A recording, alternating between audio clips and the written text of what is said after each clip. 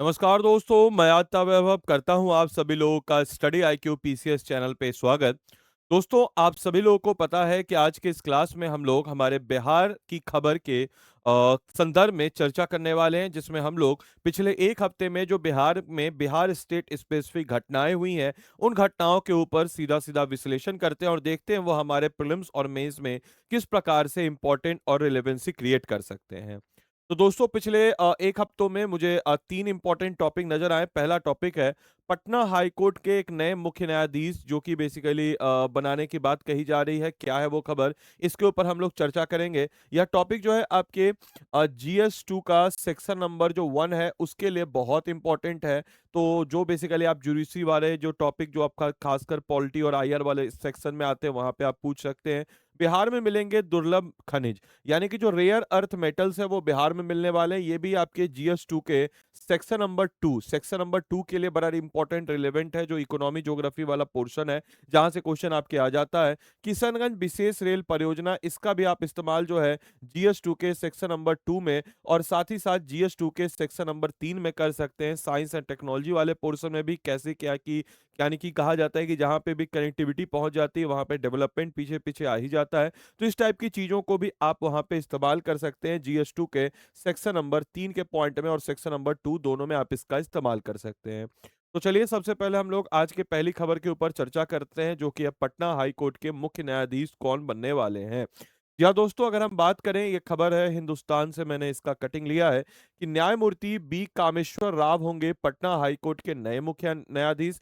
Justice Sudhir Singh का लेंगे स्थान। आपको बताते चले, पटना हाई कोर्ट के होने वाले chief justice V Kameshwar Rao Delhi विश्वविद्यालय से 1987 में बीए ऑनर्स भूगोल और 1990 में LLB की डिग्री प्राप्त किया इन्होंने DU से।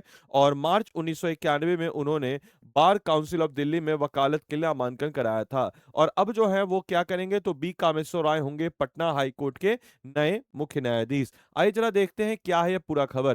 तो पटना हाई कोर्ट के नए चीफ जस्टिस कौन होने जा रहे हैं। तो पटना हाई कोर्ट को अपना जल्द ही मुख्य न्यायाधीश मिलेगा, जिसके बारे में अगर हम लोग बात करते हैं तो ये बेसिकली किसके अंतर्गत अपॉइंटेड होता है, तो इसको भी याद रखिएगा। सुप्रीम कोर्ट का कोलिजियम, सुप्रीम कोर्ट का जो कोलिजियम है ये इसको अपॉइंट करता है, और मतलब अपॉइंट तो बेसिकली प्रेसिडेंट करता है, बट ये जो है इसको बताता है कि अगला कौन होगा। और दिल्ली हाई कोर्ट के वरिष्ठ न्यायाधीश सीनियर जज जस्टिस बी कामेश्वर राव के नाम की सिफारिश जो है कर दी गई है। तो ये वरिष्ठ दिल्ली हाई कोर्ट के चीफ जस्टिस हैं और इनको अपॉइंट किया गया है।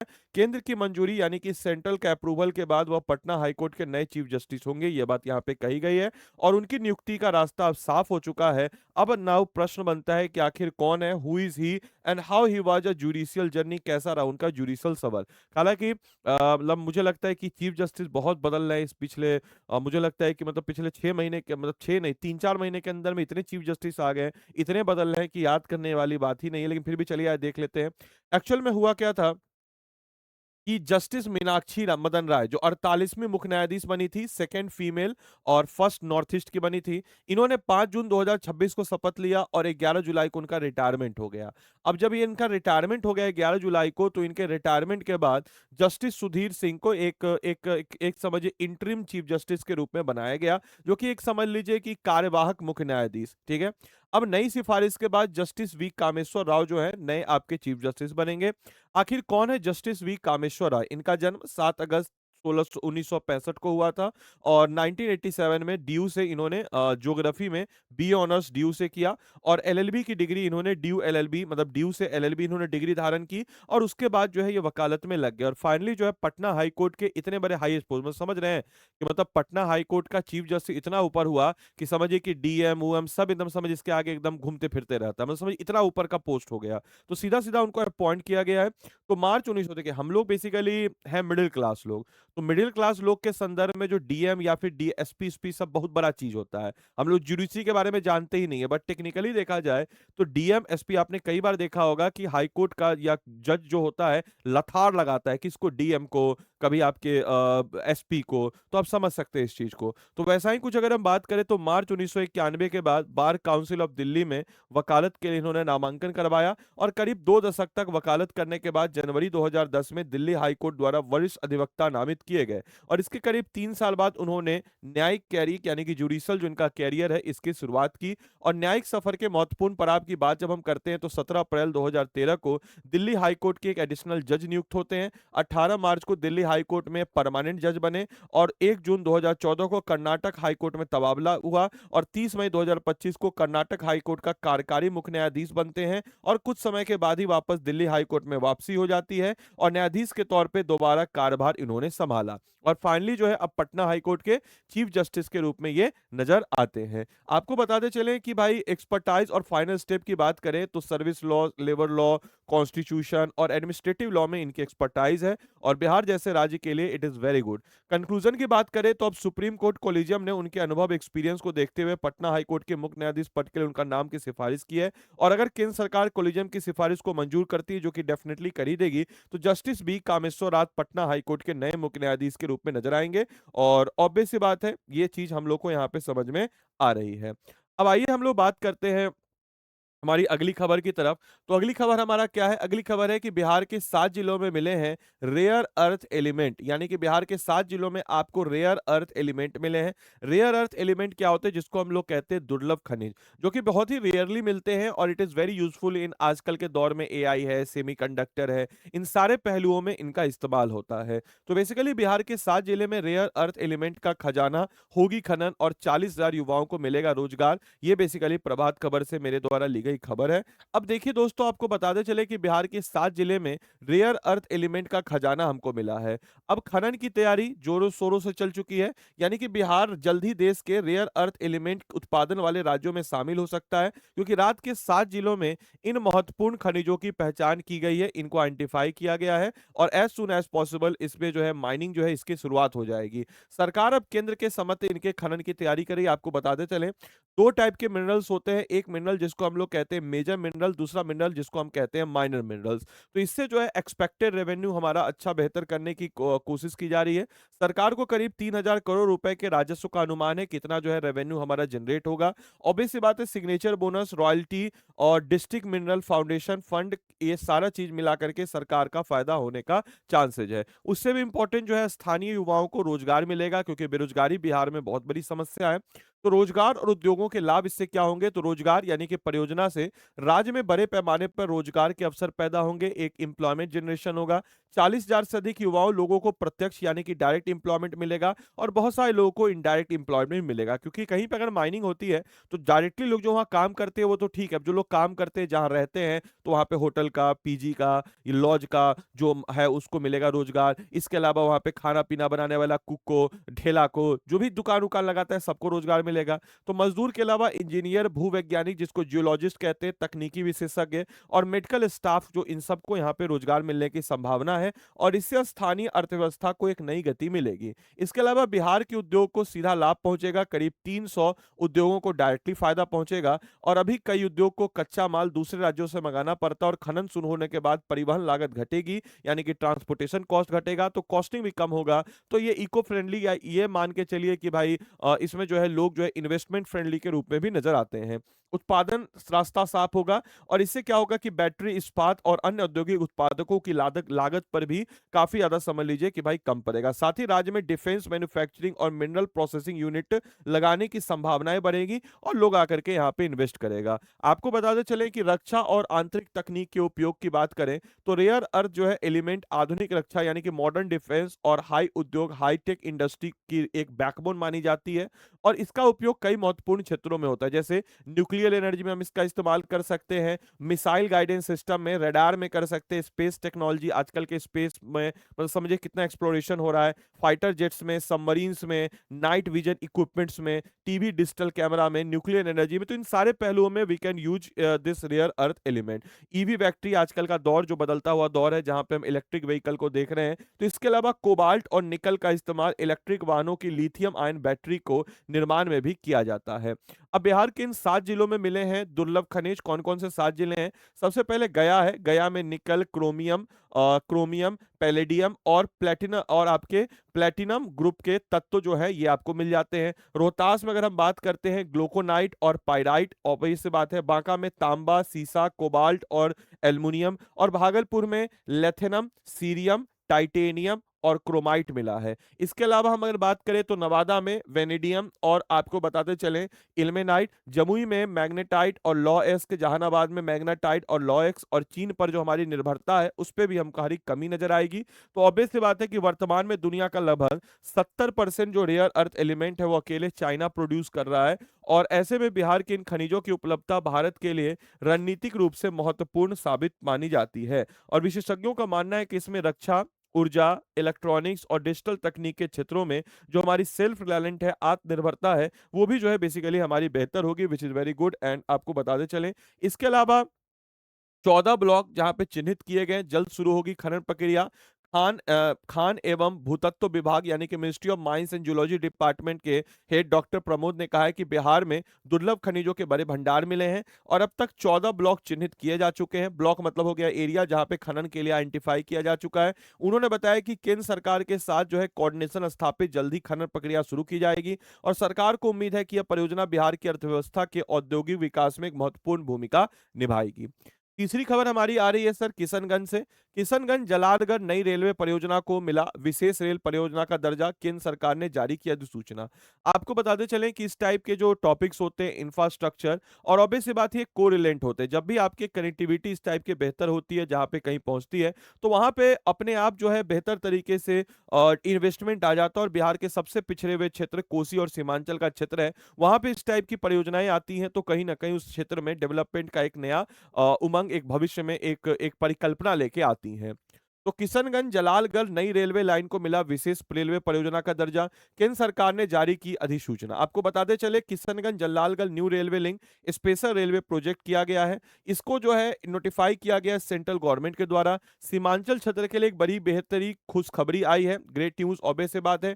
किशनगंज जलालगढ़ नई रेलवे परियोजना को केंद्र सरकार ने विशेष रेलवे परियोजना का दर्जा दिया है, स्पेशल रेलवे प्रोजेक्ट का, और यह अधिसूचना भारत के राजपत्र में प्रकाशित हो चुकी है, जिससे जमीन पर काम होना शुरू हो चुका है। जमीन वगैरह ये सब ये करना, इंक्रोचमेंट वगैरह करना या उसको हटाना या उसको लेना या जो मुआवजा देना, ये सब चीज शुरू हो गया है। सीमांचल क्षेत्र के विकास, रेल कनेक्टिविटी को मजबूत करने के लिए यानी कि स्ट्रेंथनिंग द रेल कनेक्टिविटी की दिशा में एक बड़ा सफल है।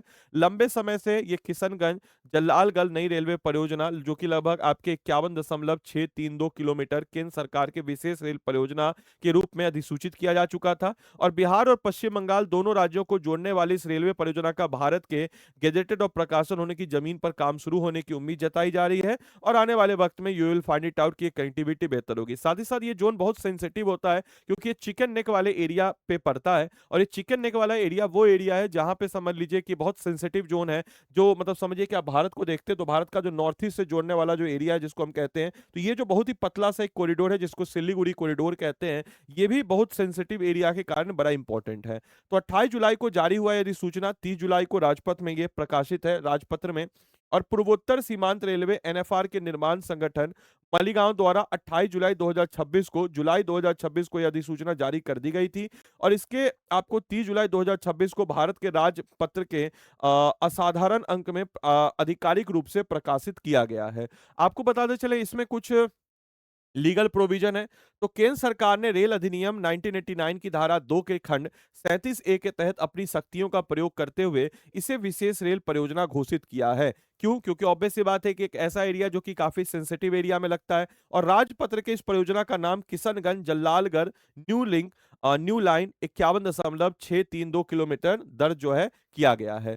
भू अर्जन और जमीन का सर्वे इसका अगला एक अहम चरण है, जहां पे अगर हम बात करें तो अधिसूचना होने के साथ रेलवे के निर्माण संगठन में रिकॉर्ड भूमि संबंधित फाइल संख्या जो है इसको दर्ज करने की आगे की प्रक्रिया होगी। और हालांकि वर्तमान अधिसूचना में किसी विशिष्ट गांव, मौजा, खाता या खेसरा का विवरण जो है शामिल नहीं है, लेकिन आने वाले वक्त में इस टाइप की चीजें होंगी। अब आम जनमानस और प्रभावित क्षेत्रों की निगाहें निम्नलिखित प्रमुख बिंदुओं पे, क्या डिटेल लैंड सर्वे होगा, मौजा सर्वे से कोई गुजरेगा, इसके अलावा एक्विजिशन एंड अधिग्रहण मुआवजा कैसा मिलेगा, क्या मिलेगा, बिहार और पश्चिम बंगाल के अंतर्गत आने वाले कुछ अधिग्रहित भूमि का रकबा क्या होगा, इसके अलावा अगर हम बात करते हैं निर्माण की शुरुआत कब होगी, ये तो भाई कागजों में है, लेकिन एक्चुअल में धरातल पे कब आएगी। तो सीमांचल के लिए एज एक माइलस्टोन है, क्योंकि ऑब्वियस सी बात है ये कहीं ना कहीं जो है इस पूरे एरिया में एक डेवलपमेंट की एक बहार लेकर के आपके समक्ष आएगी। स्पेशल स्टेटस रेलवे जोन का है। क्लास की पीडीएफ चाहिए, ये मेरा व्हाट्सएप चैनल है, ये मेरा टेलीग्राम चैनल है, दोनों में से कोई एक, आप दोनों ज्वाइन कर सकते हैं। क्लास की पीडीएफ आपको वहीं मिलेगी। बाकी आप में से कोई भी जन अगर हमारे पेड कोर्स के साथ जुड़ना चाहता हो, दिस इज माय नंबर 8789847319। आप डायरेक्टली हमको उस पर व्हाट्सअप कर सकते हैं। मेरे भाई मेरे बंधु, आपको हम बताते चलें कि अब अभी हमारा इंडिपेंडेंस वीक चल रहा है, और इस इंडिपेंडेंस वीक के उपलक्ष्य में हम आपके समक्ष जितने भी हमारे पेड कोर्सेज है उसमें जबरदस्त छूट लेके आए। हमारे पास आरंभ बैच है। इस आरंभ बैच की खास बात आपको बताते चले, बाइलिंगुअल बैच है, और इंग्लिश मीडियम के लिए ज्यादा फेवरेबल, और बाइलिंगुअल है जो बेसिकली जिनका हिंदी भी उतना अच्छा नहीं है but they try to make sure, Aarambh batch है। For pure Hindi batch we have Abhyuday batch. हमारे पास मेंस आंसर राइटिंग का भी बैच है जिसका नाम है Aalekhan batch. And for prelims batch we have 72nd BPSC का प्रीलिम्स बैच, जो थ्योरेटिकल होगा, टारगेट होगा 72nd बीपीएससी को। We have Sarathi 2.0 also, Sarathi 2.0 MCQ batch है। And test series also Nirnayak 2.0। तो भाई हमारे पास we have the best faculty team, best set of faculties है। वेद सर हैं इसमें पॉलिटी के लिए, अमित श्री सर हैं ज्योग्राफी के लिए, अमित सिलानी सर हैं इसमें साइंस के लिए, अरोड़ा सर हैं हिस्ट्री के लिए, सिप्रिया सर मेंटोर और एसए के लिए होंगे, अंकिता मैम करंट अफेयर्स, और अंशु मैम इसमें आपको मैथ्स रीजनिंग के लिए होंगी, और साथ ही मेरे द्वारा इसमें आपको बिहार स्पेशल एसए का सेगमेंट, ये सारे पहलू जो हैं आपको कवर अप कराए जाएंगे। दिस इज हाउ, अगर आप इस बैच में इनरोल करते हैं तो इस कोर्स के अलावा, क्लास के अलावा, आपको आदि लाइव मेंटरशिप में इस टाइप के मेंटरशिप सेशंस मिलते हैं, which is basically very up to the mark sessions होते हैं, जहां पे हम लोग बहुत ही अच्छे तरीके से आपको समझाते हैं how to write the answer. And this is how, ये आप देख सकते हैं कि कैसे हम आपकी कॉपी को चेक करते हो। तो मैं आपको हमेशा बताता हूँ, ट्राई टू मेक श्योर कि आप अपने उन संस्थानों में एडमिशन लें, या उन टीचरों, जो टीचर आपको मेंस राइटिंग की तरफ प्रेरित नहीं कर रहा है, वो आपको सिविल सर्विस का तैयारी तो नहीं करा रहा है, क्योंकि सिविल सर्विस का तैयारी is all about the mains. यहाँ पे आप देख सकते हैं, दिस इज हाउ, यहाँ पे आपको हर टॉपिक का हैंड रिटेन नोट्स मेरे द्वारा आपको प्रदान किया जाता है। When you look at the thing, आप देखिएगा यहाँ पे, you will find it out कि मैंने हिंदी में भी आप लोग के लिए हैंड रिटेन नोट दिया। This is a very good thing and good initiative by me, जो कि आपको आदि लाइव मेंटरशिप में ही मिलता है। And we have that also English notes, and we have also mains का नोट्स। आप यहाँ पे देख सकते हैं, दिस इज हाउ मेंस का नोट्स यहाँ पे आपको नजर आ जाता है, कैसे आंसर लिखा गया है, क्या इसके आंसर लिखने का तरीका है, क्या इसके पैमाना है, कहाँ पे फ्लो चार्ट बनाया गया, कहाँ पे डायग्राम बनाया गया, एवरीथिंग यहाँ पे आपको मिल जाता है। नाउ द क्वेश्चन इज कि what are the features of batches. तो मैं आपको मेंस का बैच, देखिए ये आपको हैंड रिटेन नोट्स है मेंस का सारे टॉपिक का, ये आपको आदि लाइव मेंटरशिप में ही मिलता है, याद रखिएगा। तो आदि लाइव मेंटरशिप के लिए किसी बैच में एनरोल करने के लिए 8789847319 आप इस नंबर पे हमको व्हाट्सअप कर सकते हैं। अभी हमारा ग्रेट फ्रीडम जो छूट चल रहा है। बाकी आपको हमारे जो फाउंडेशन बैच है उसके हम फीचर्स बताते चलें।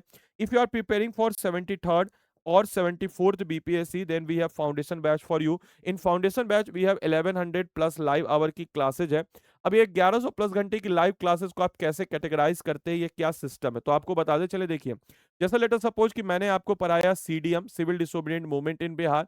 अब इस टॉपिक को पढ़ाने के बाद हिंदी बैच में हिंदी में नोट्स बनेगा, इंग्लिश बैच में इंग्लिश में नोट्स बनेगा। इसमें एक मेंटर मिलेगा जो इस टॉपिक से रिलेटेड आपको क्रक्स देगा, इस टॉपिक से रिलेटेड आपको हैंड रिटेन नोट देगा, इस टॉपिक से रिलेटेड आपको एमसीक्यू बनवाएगा, so that you feel a comfortable and sense of satisfaction. फिर मेंस का क्वेश्चन देगा, मेंस का क्वेश्चन आप देखेंगे विद सैंपल आंसर, उसको आप सबमिट बनाएंगे, सबमिट करेंगे मेंटर के पास, मेंटर दोबारा चेक करके आपको देगा, सुधार करके आप दोबारा लिखेंगे, और मैं आपके कॉपी को दोबारा चेक करूंगा।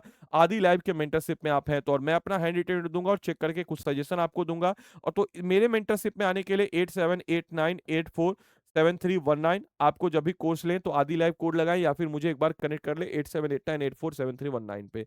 इस टाइप से क्या हो जाएगा कि आपका ये टॉपिक का जो सीडीएम है, इसका आपका प्रीलिम्स और मेंस तैयार होगा। और बच्चा, इसी को हम कहते हैं इंटीग्रेटेड अप्रोच।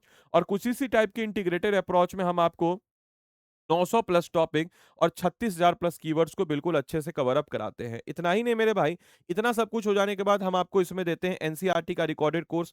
आप में से बहुत सारे बच्चों ने एनसीईआरटी पढ़ने का प्रयास किया होगा, लेकिन कोई खत्म नहीं कर पाए। कारण, एनसीईआरटी क्लास 6 to 12 के एकेडमिकली पॉइंट ऑफ व्यू से बनी है, लेकिन कॉम्पिटिशन पॉइंट ऑफ व्यू से हम इसमें देते हैं 10 किताबों का सेट आपके घर तक पहुंच जाता है। डेडिकेटेड 4 महीने का लाइव प्रीलिम्स क्रैश कोर्स, जब आपका प्रीलिम्स का एग्जाम का 4 महीना बचेगा, ऐसे बच्चे जो 72nd भी दे रहे हैं उसको आप उनको एडिशनल 72nd का पीटी का बैच इसमें हम दिलवा देंगे, एक बार आप कनेक्ट कर लीजिएगा। साथ ही साथ 2 महीना बचेगा तो एमसीक्यू प्रीलिम्स बैच, इसके अलावा आपको इसमें 5100 एमसीक्यू प्रैक्टिस के लिए ग्रुप मेंटरशिप बाय फैकल्टीज, और इतना सब कुछ हो जाने के बाद आपका 100% प्रीलिम्स तो क्लियर हो ही जाएगा। और 100% प्रीलिम्स क्लियर होने के बाद आपको 100% हम लोग पूरा का पूरा फी जो है इंक्लूडिंग टैक्स आपको रिफंड कर देंगे। तो समझिए कि हम लोग पूरा का पूरा फी आपको रिफंड कर देंगे। देन आफ्टर दैट आपने ऑलरेडी आंसर राइटिंग हर टॉपिक का कर रखा है, हम आपको डेडिकेटली 4 महीने का डेडिकेटेडली आंसर राइटिंग सेशन इसमें कराते हैं। उसके कोई हमारा आपका साथ आपके सिलेक्शन तक है। Interview guidance programme, monthly current affairs magazine तो मिल ही जाता है, प्री रिकॉर्डेड फाउंडेशन बैच भी इसमें मिल जाता है। आप देख सकते हैं कि हर एक टॉपिक को आप देखना चाहें तो देखिए हर टॉपिक का कैसे आंसर राइटिंग लिखा जाए, क्या फ्लो चार्ट बनाया जाता है, कहाँ पे डायग्राम बनाया जाता है, ये सब कुछ जो है हम इसमें आपको बताते हैं। दिख रहा होगा आपको, ये देखिए जैसे मैं आपको इस ओपन अप करके दिखा दूं, देखिए कैसे फ्लो चार्ट बनाया जाता है, कैसे पाई चार्ट बनाया जाता है, कैसे हॉरिजॉन्टल डायग्राम, कैसे क्लाउड डायग्राम, ये सब कुछ इसमें हम आपको बता देते हैं। अब आपको स्टडी आईक्यू के ऐप या वेबसाइट अगर हम बात करते हैं, इस पे आपको जाना है इस बैच को एनरोल करने के लिए। स्टेट पीसीएस में, बिहार में, बिहार में आप जाएंगे तो यहाँ देखिए हमारा आरंभ बैच है। आरंभ बैच में बाय नाउ पे जाएंगे। बाय नाउ पे जाने के बाद you have to make sure कि यहाँ पे आपको आदि लाइव ही कोड लगाना है। आदि लाइव ही कोड लगाएंगे तभी आपको मैक्सिमम डिस्काउंट और मेरे द्वारा एडिशनल मेंटरशिप मिलेगा। यहाँ पे आप हिंदी इंग्लिश जो भी आपका लैंग्वेज है इसको चुन लीजिएगा। याद रखिएगा you have to make sure कि आपको कोड क्या लगाना है, कोड आपको आदि लाइव लगाना है। तो मेरे भाई जल्द से जल्द इस बैच में आप एनरोल करेंगे। देखिए 14,999 फी होगा क्योंकि हमारा सीट जो है भर रहा है, डायनेमिक प्राइस हमारा होता है। कल ये था 13,999, आज 14 हो चुका है। तो भाई ऐसे बच्चे जो इस बैच में इनरोल करते हैं आप मेरे थ्रू कीजिए। तो आदि लाइव में 8789847319 आप इस नंबर पे मुझे व्हाट्सअप कर देंगे। बाकी उम्मीद करते हैं सेशन आपको अच्छा लगा हो, आपने सेशन को अच्छे से एंजॉय किया हो। मिलते हैं अगले सेशन में, तब तक के लिए सारे बच्चों को bye bye, take care, thank you and thanks for watching this session. Thank you.